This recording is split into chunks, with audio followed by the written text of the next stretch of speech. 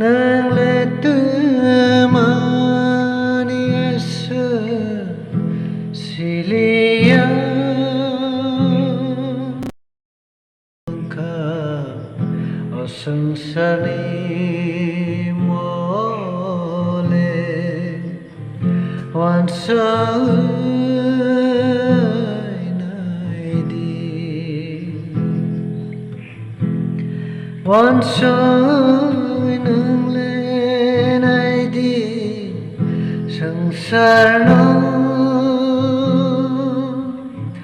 busuk lekang sini dafaro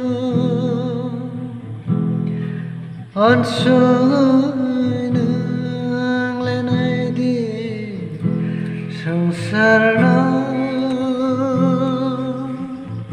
busuk lekang sini dafaro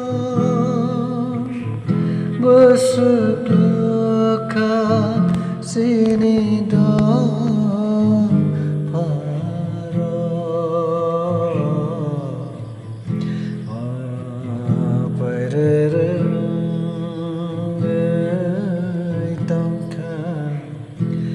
sangsarni mole wansai naidi pairere tangka sangsarni mole wansai